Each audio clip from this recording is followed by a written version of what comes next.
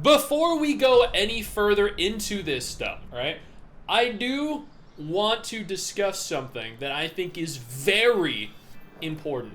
Something that Wuthering Waves just achieved. Something that a lot of non-Wuthering Waves players, specifically Wuthering Waves haters, disbelievers, never thought could happen. Earlier today, 2:22 a.m., the Wuthering Waves Twitter made this tweet.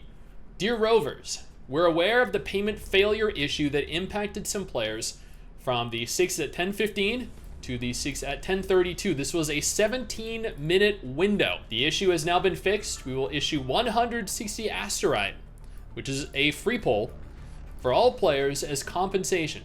Thank you for your understanding and support. Now, people are looking at this and thinking, oh, they must have had some connectivity issues. Sure. That doesn't mean anything. No, that there is significant meaning behind this. I'm sure for many of you that played Honkai Star Rail, you remember when Jing Yuan was released.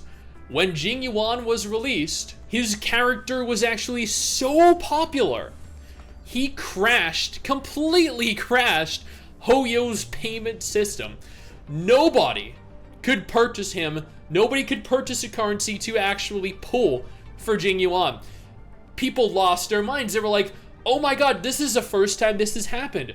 Genshin Impact never had a character that crashed their payment never had their payment system. No. But Jing Yuan for Honkai Star Rail did.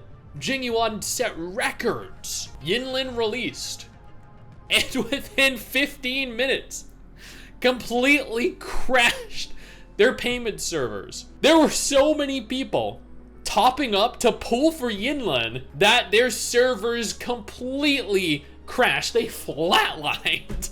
They can't even take our money properly. I know, right? People started making threads over on Reddit. Some of them are very positive, like this one. Kudo gives 160 asteroids as compensation for payment failure issues encountered the other day. Some of them are very negative, saying, you know, just another Kudo stumble. Kudo don't know how to do anything. Blah, blah, blah. Jing Yuan, when he released, he earned $7.6 million for Honkai Star Rail on his very first day. Jing Yuan's release yielded the highest single day revenue so far, as per App Magic. Now, Wuthering Waves reached the top #1 in Japanese sales ranking after releasing their Yinlin banner. This did not happen with Jian. No, when Yinlin's banner was released, they immediately shot up to #1. They passed Puzzle Dragons. They passed Romancing Saga Universe. They passed Genshin Impact. They actually knocked Genshin down from #1 down to #2. They moved up 47 positions. Not one position, not two positions. They moved up 47 positions. That is thanks to Yinlin. Yinlin absolutely skyrocketed Wuthering Waves' popularity, success, revenue. People are like, oh, you know what? The Yinlin banner is barely gonna do anything for them. Nobody's gonna buy Yinlin. Everybody's gonna top up for Yinlin. You know why? Because nobody's left playing the game. Everybody already quit. #1 moved up 47 positions. Everyone was holding off for her. They were. I know, and this is proof of that. But haters are saying no. You know, the 25 million they made in their first week on mobile, that was on the lower end of the spectrum. But evidently, if they started off with Yinlin rather than Jian, they would have made exponentially more. And that is proof right here that even 2 weeks, 3 weeks after the game launched, they could still skyrocket to #1. Dude, the haters must be mauling over this. Yinlin will dominate their wallet as well. Yeah, the power of Han. Yinlin wasn't gonna make them this much money. Maybe they should have launched with her. Well, look at it this way, okay?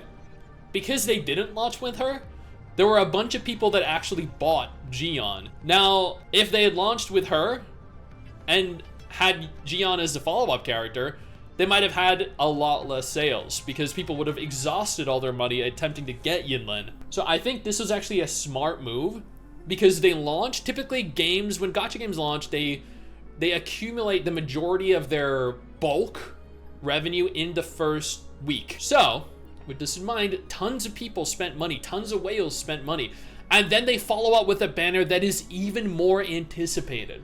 So all those people, all the whales, now spend on Yinlin as well. It's genius. Now, it looks like it made good money in its first week, in its first 8, 10, 11 days, and 3 weeks out, it's making even more than it made during its first week. That is phenomenal. That is absolutely freaking crazy. Number 1, knocking down and dethroning Genshin this week. Boobs saved the gaming industry.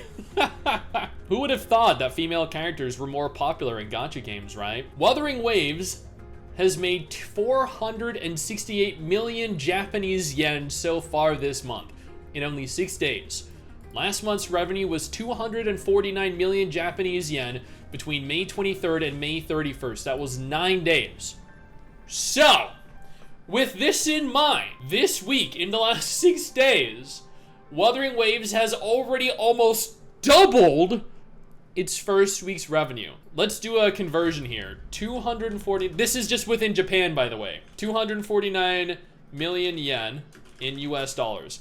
So in Japan, in its first 10 days, it made 1.5 million. It made 3 million in its next 6 days. Absolutely crazy. So its follow-up week actually somehow doubled its previous launch week. Dude, that is almost unheard of. You done staring? Wait, excuse me, what? You done staring? Are you done staring? She knows! She knows! Oh my god. I mean... How does she know? Should I start thinking about how to repay you? Should I start thinking about how to repay you, chat? Well,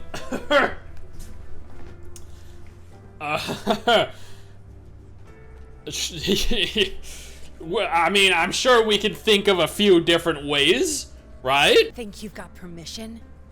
Wait, okay. Now you'll behave. What?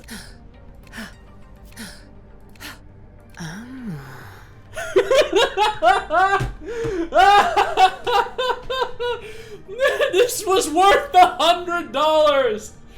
This was so worth it.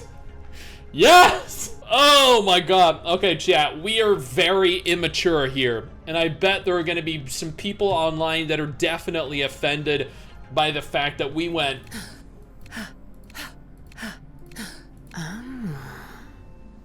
but you know what?